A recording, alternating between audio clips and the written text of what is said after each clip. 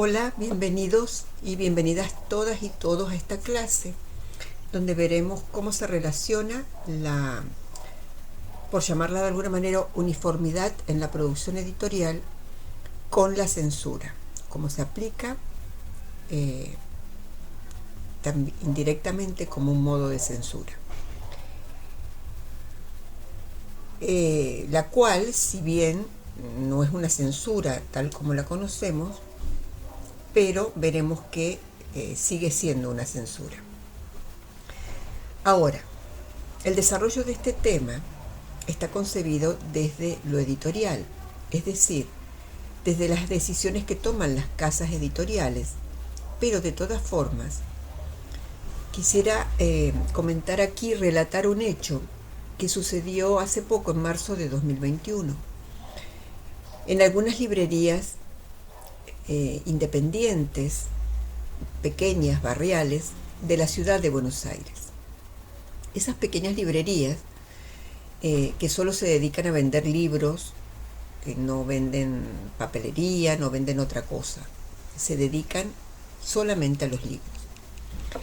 Algunas de estas librerías no quisieron comprar un nuevo título que los distribuidores ofrecían y para ello alegaban que no los compraban porque, bueno, ellas eran independientes y decidían qué vender. Tenían un público por el que guardaban fidelidad y ese público las había escogido principalmente por el fondo que estas librerías ofrecían. En tiempos de pandemia, además, con las ventas en caída libre y un contexto económico nada favorecedor, mucho menos estas librerías querían apostar por un libro que corría el riesgo de quedarse frío y muchas veces sin posibilidad de devolución, porque estas librerías pequeñas e independientes no suelen gozar de créditos o posibilidad de devoluciones debido al poco volumen de sus ventas. El resultado de esas ventas puede ser suficiente para ellas, aunque siempre andan muy justas, pero no lo es para los distribuidores de las grandes casas editoriales. Por lo tanto, tomaron esa decisión. Ahora, esto fue mostrado por los más medias, y hago hincapié en llamarlos así, como los llaman en Estados Unidos, porque desde mi punto de vista muy personal, esos son, muy lejos están de ser medios de comunicación. Y estos más medias mostraron estas decisiones de estas pequeñas librerías como una censura aplicada por estas librerías que se autodefinen como independientes. En mi experiencia, desde finales de los años 70, cuando llegué a Caracas, trabajé allí hace muchos años, por supuesto, finales de los 70, principios de los 80, en una editorial independiente que compartía vendedores con otras editoriales similares. Muchas librerías rechazaban los títulos por varias razones. Eran títulos que a su público no les interesaban, no tenían espacios para almacenar, no eran de rápida salida, al dueño no le gustaba el tema que trataban los libros y muchas veces temían que esos libros fuesen decomisados por la entonces policía política, DC. Ni la editorial en la que yo trabajaba, ni ninguna otra, ni tampoco los vendedores, jamás se les ocurrió calificar estas decisiones de los pequeños libreros como una censura a determinadas editoriales o autores. En realidad, todos cuidaban su negocio y cuidaban a su público cautivo. Ahora, en este caso de estas editoriales pequeñas independientes de Buenos Aires, vamos a ver qué editorial ha editado el libro de esta controversia, ¿no? Y también quién es su autor, aunque lo importante en esto es la editorial que lo editó más que el autor. Este libro fue editado por el Grupo Planeta. Este editorial, como todos sabemos, pertenece a uno de los grandes grupos estos grupos donde ya se ha introducido algo impensable hace no tantos años, como es la figura del director de marketing. Nunca las editoriales habían incluido el marketing en su organigrama empresarial, ni lo habían puesto en práctica tampoco. Y este director de marketing de aquí, de este grupo Planeta y de otras editoriales de este estilo, en la actualidad, es un director con todo el poder de decisión, por lo cual el libro pasa a ser una mercancía como cualquier otra, despojándolo, desde mi punto de vista, de su catalogación de bien cultural dada hacia el libro por la UNESCO. Ahora, estos grupos, inmensos grupos editoriales que concentran la mayor parte de las publicaciones a nivel mundial, también manejan la distribución. Y son estos distribuidores los que obligan a las librerías, ya no barriales, pero tampoco pertenecientes a estas grandes cadenas, a aceptar las novedades y exhibirlas en las primeras estanterías de sus espacios, por lo cual las producciones de las pequeñas editoriales son relegadas a las últimas estanterías y con suerte en los mesones que algunas librerías colocan en el fondo. Por otra parte, tienen estas grandes grupos editoriales, tienen cadenas de librerías que le pertenecen, donde por supuesto la producción propia está en primer plano y además esta producción va apoyada con una gran publicidad desde todos los más medios y también desde las redes. En este caso, el autor de este libro es Mauricio Macri, el último expresidente de Argentina, quien ha enfrentado o ha tomado este supuesto desplante de unas pocas y pequeñas librerías independientes barriales como realmente una censura. Además, estas librerías no cuentan entre su público consumidor ni tampoco el público que acude a talleres literarios, charlas y actividades infantiles que estas pequeñas librerías hacen con frecuencia para un poco conseguir fondos, ¿no?, para sostenerse, más allá de la venta de los libros. No veían en ese grupo un comprador para este tipo de libros. Esta actitud por parte de estas pequeñas librerías, respetable y común en prácticamente todo el mundo, se compra lo que el público pide y además la primera compra que hace la librería también la define en su posición ante el público por venir como tal, y tendrá además su público de acuerdo a la correspondiente, de acuerdo a su oferta, ¿no?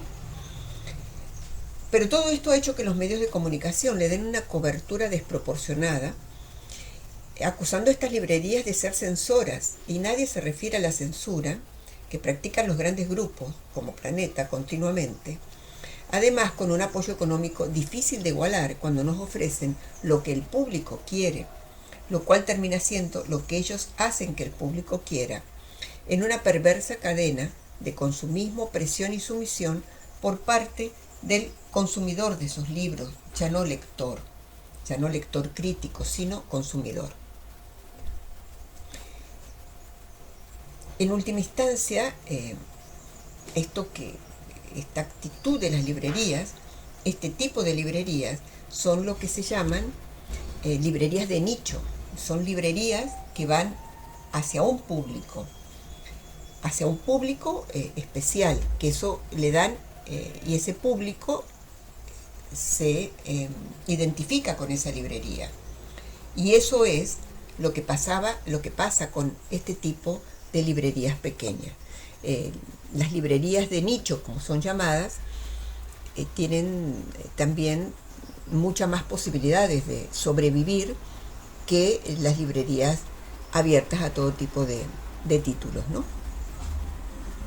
Ahora, esta actitud de los grandes grupos editoriales es consecuencia, y cito aquí a Ezequiel Saferstein, un investigador del Instituto de Estudios Sociales de Buenos Aires, a quien tuve la suerte de tener como mi tutor en el curso que hice sobre la edición contemporánea.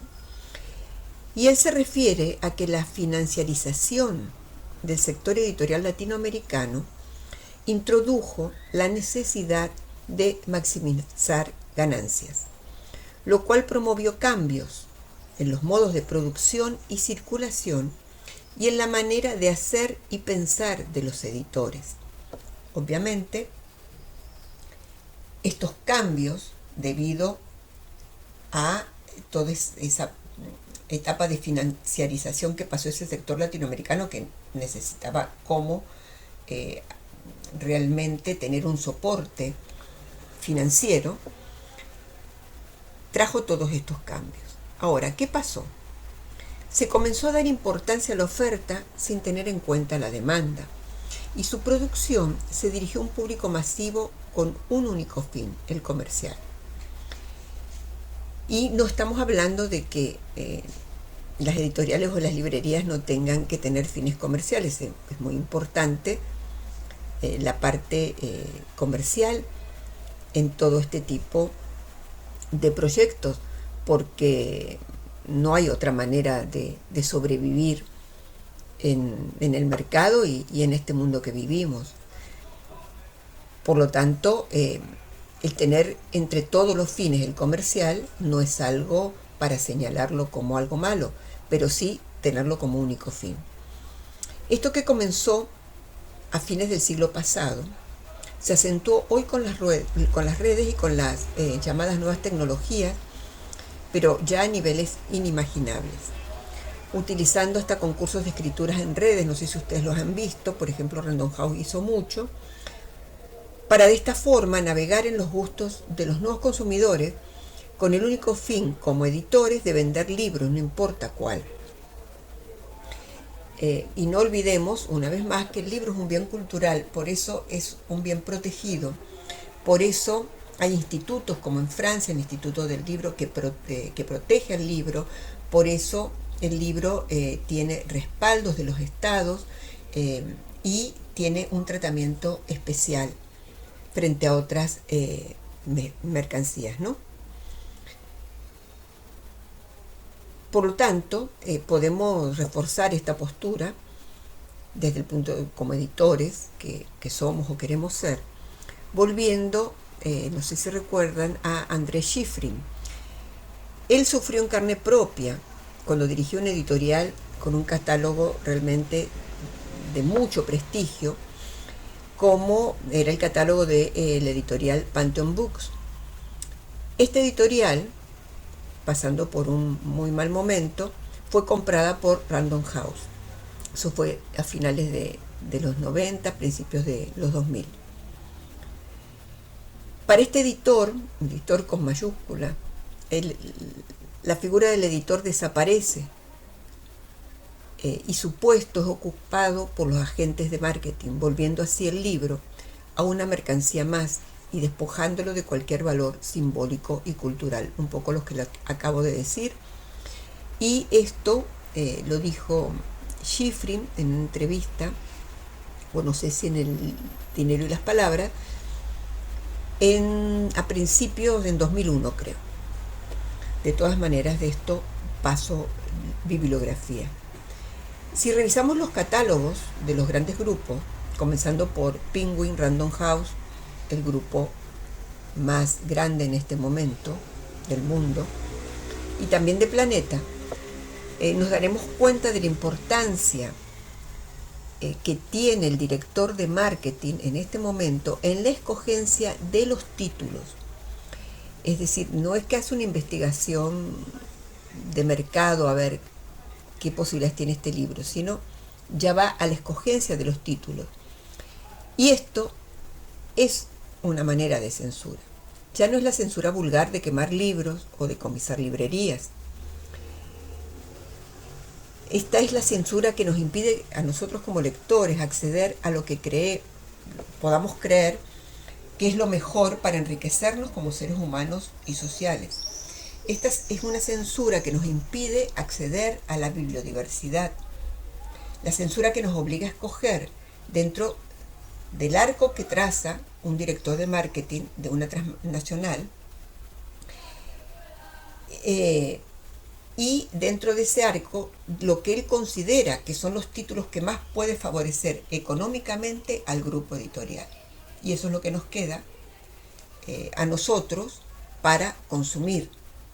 Si además en este camino se van llevando por delante a editoriales como esta que dirigía André Schifrin, Pantheon Books. A mi modo de ver, creo que ante esto nuestra función como editores o futuros editores es garantizar algo muy importante que, como lo es la bibliodiversidad. Y sin duda, en todos los países, el Estado debe jugar un papel importante en facilitar con su gestión y su apoyo la vida y el futuro de estas editoriales, igual que las librerías y de las bibliotecas. Las últimas, las librerías, son realmente fundamentales para la democratización del libro y de la lectura. No es que el Estado tenga que asumir el papel editorial, todos los estados tienen editoriales propias que se dedican a funciones propias que otros estilos de editoriales, pequeñas editoriales, editoriales independientes, y ni hablar de los grandes grupos, se pueden ocupar. No les corresponde ni les interesa. Pero sí tiene que respaldar a estas iniciativas, a estas iniciativas de editoriales pequeñas, de proyectos, además de proyectos algunos territoriales, algunos ya no en las capitales importantes de los países, sino en los sitios más vulnerables, para de esa manera no solamente garantizar la biodiversidad, sino promover el libro, promover la lectura y con ello promover la ciudadanía. A esta clase, esto que acaban de escuchar, agrego bibliografía pertinente y estoy a la orden de ustedes para cualquier duda o pregunta. Muchas gracias.